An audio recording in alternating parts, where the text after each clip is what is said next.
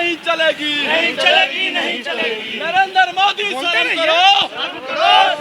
सभा में आपने देखा जैसे बहुत सारे सांसदों को निलंबित कर दिया गया, निकाल दिया गया, बाहर फेंक दिया गया कह लीजिए। ये एक तानाशाही और तानाशाही के विरुद्ध हम लोग इस रैली को संबोधन कर रहे हैं। प्रधानमंत्री जी, जितने कांग्रेस पार्टी के नेता को सबको हटा दिया जा रहा है तो लोकसभा ही को बंद कर दिया जाए। से देश आज़ाद हुआ, ये परंपरा रही है कि जब संसद सत्र में हो तो गृह मंत्री हो या प्रधानमंत्री हो वो आके संसद में वक्तव्य देते रहे। अब जो जनप्रतिनिधि हैं, जनता का सेवक हैं, उनको भी आप निकाल के फेंक दीजिएगा, उनकी आवाज कौन लड़ेगा? हुआ कहाँ से आ गया?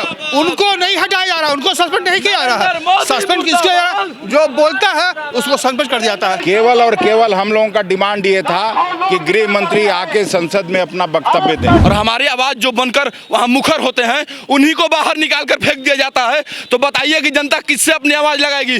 दिल्ली जाकर आवाज लगाएगी? जाना होगा तो हम सब जाएंगे। नमस्कार, आप देख रहे हैं NBC 24 और मैं हूं आप सभी के साथ ब्रह्मचारी आशीष। और इंडिया महागठबंधन की तरफ से 142 सांसदों को जो कहीं ना कहीं संसद में निलंबित किया गया, उसको लेकर के तमाम जो प्रदर्शन फिलहाल किया जा रहा है, डाक बंगला चौराहा पर मौजूद है। आप देख सकते हैं किस तरीके से प्रदर्शनकारी जो हैं यहाँ पर वो पूरा मार्च निकाल रहे हैं। सबसे पहले हम बात करेंगे कुछ लोगों से कि आखिरकार क्या कुछ ये लोग चाहते हैं, किस लिए नरेंद्र मोदी शर्म करो, किस लिए रैली कर रहे हैं आप लोग? हम लोग इसलिए कर रहे हैं, जो लोकसभा में आपने देखा जैसे बहुत सारे सांसदों को निलंबित कर दिया गया, निकाल दिया गया, बाहर फेंक दिया गया कह लीजिए। ये एक तानाशाही और तानाशाही के विरुद्ध हम लोग इस रैली को संबोधन कर रहे हैं और चल रहे हैं कि ये तानाशाही अब नहीं चलेगी। बहुत दिन हो गया, कभी मोदी जी कुछ कहते हैं, कभी कुछ कहते हैं। एक चीज़ बताइए, जनता को तो आपने कुछ नहीं दिया।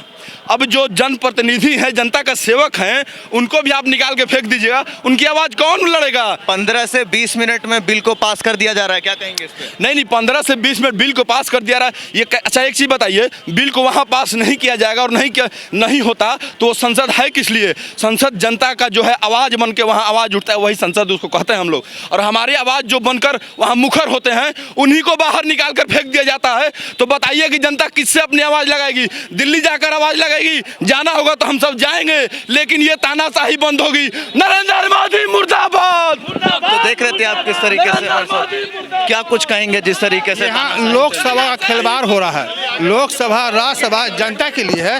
देश का नेता जो है प्रधानमंत्री जी, जितने कांग्रेस पार्टी के नेता को सबको हटा दिया जा रहा है तो लोकसभा ही को बंद कर दिया जाए। ये तो हिटलर का राज हो गया है, हिटलर शाही है।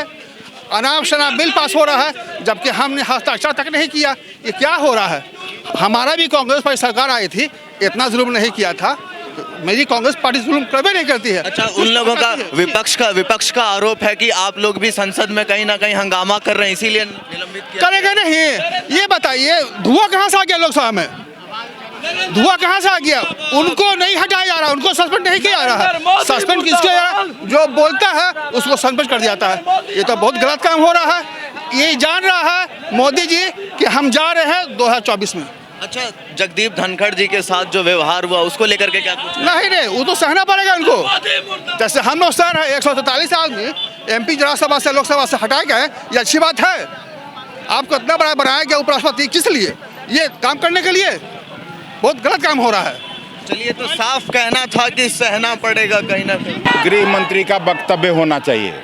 और जब से देश आज़ाद हुआ, ये परंपरा रही है कि जब संसद सत्र में हो तो गृह मंत्री हो या प्रधानमंत्री हो वो आके संसद में वक्तव्य देते रहे हैं। ये कोई अपोजिशन का डिमांड गलत नहीं था। और इस बात से भी आप समझ सकते हैं कि जब स्वर्गीय वाजपेयी जी प्रधानमंत्री थे, उस समय भी संसद पर हमला हुआ था। और उस समय जब हमला हुआ था, सीढ़ियों पर मारे गए थे जो आतंकी थे, अंदर नहीं घुसे थे। ये तो उससे भी बड़ा ब्रीच हुआ।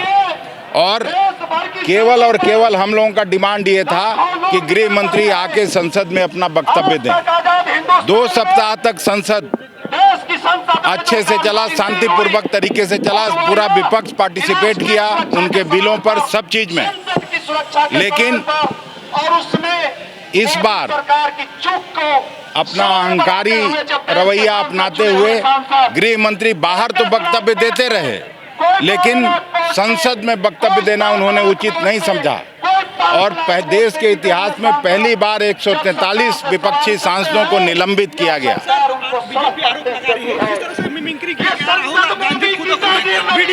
तो मिमिक्री करना कहाँ अपराध है? कोई संसद के अंदर थोड़ी ही हुआ है।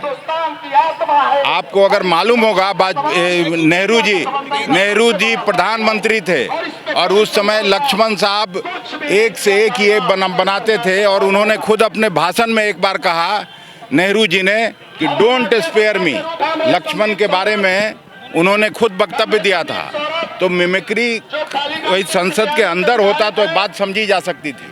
मिमिक्री तो बाहर हुई, सीढ़ियों पर लोग अपना आंदोलन कर रहे थे, प्रोटेस्ट कर रहे थे। नहीं भाई, संसद के चेयरमैन है, उपराष्ट्रपति तो बाद में है, पहले वो राज्यसभा के चेयरमैन है।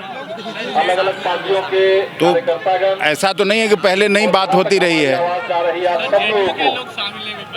नहीं, जेडीयू के लोग भी शामिल हुए हैं, ऐसा नहीं है। सभी पार्टियां आगे पीछे हो गई, ये कोऑर्डिनेट नहीं। आरजेडी तो अभी साथ में श्याम रजक में उनका तो सबसे लगा ही हुआ है, वहाँ भी नीतीश जी सबका तो है झंडा। इंडिया गठबंधन मजबूती से एक साथ चुनाव लड़ेगी और बीजेपी को हराएगी। तो सुना आपने किस तरीके से तमाम जो कांग्रेस के नेता थे, कार्यकर्ता थे, हमारे साथ जुड़ रहे थे। सीधा बातचीत की हमने 142 सांसदों की जो निलंबन की प्रक्रिया हुई संसद में, उसको लेकर के जनाक्रोश देखने को मिल रहा है। जिस तरीके से मार्च निकाले जा रहे हैं, अखिलेश सिंह हमारे साथ जुड़ रहे थे कांग्रेस से, उन्होंने भी सीधा सीधा कहा कि ये लोकतंत्र को कहीं ना कहीं धराशाही करने की पूरी भाजपा की प्लानिंग है। अब देखना होगा चुनाव में कि आखिरकार जो ये तमाम आवाज़ उठाए जा रहे हैं वो कितने भाजपा को नुकसान पहुंचाती है, उनके वोट बैंक में कितनी सेंध लगाती है। बाकी का अपडेट्स के लिए बने रहिए NBC 24 पर। धन्यवाद।